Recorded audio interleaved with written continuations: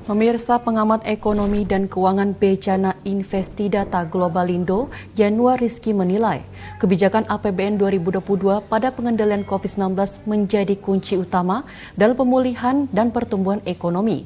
Untuk itu, Yanuar optimistis melihat penanganan dan pengendalian skenario COVID-19 yang tepat.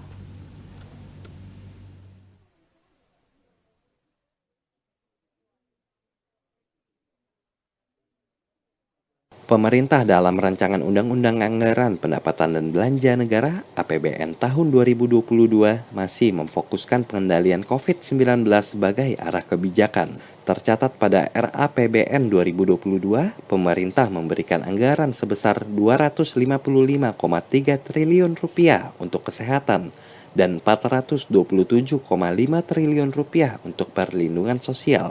Pengamat ekonomi dan keuangan Becana Investidata Global Indo, Yanuar Rizky menilai kebijakan APBN pada pengendalian COVID-19 menjadi kunci utama dalam pemulihan dan pertumbuhan ekonomi di Indonesia.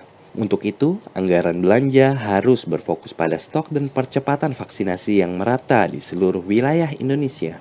Yanuar mengatakan, kedepannya pemerintah harus bisa menyiapkan skenario untuk masyarakat yang harus bisa hidup dan beraktivitas berdampingan dengan virus corona. Dengan penanganan dan pengendalian skenario COVID-19 yang tepat, khususnya pada pandemi yang menjadi endemi, Yanuar optimis kebijakan APBN pada tahun 2022 akan menjadi tahun fondasi ekonomi nasional. Kita bisa menemukan formulasi yang tepat ya untuk melakukan deal baru dalam perekonomian kita, cara kita melihat ekonomi. Presiden bisa punya leadership koordinasinya dengan para kepala daerah. Ya, menurut saya 2022 adalah tahun fondasi ekonomi. Kalau dia tahun fondasi ekonomi, mungkin sampai 3 tahun. Setelah itu akan recovery.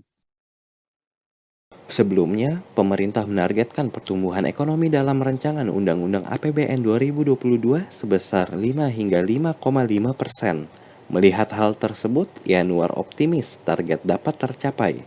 Dengan catatan wilayah Jawa dan Bali telah menjadi endemi dan terkendali dalam penanganan kasus COVID-19, sehingga aktivitas dan perputaran ekonomi dapat kembali berjalan.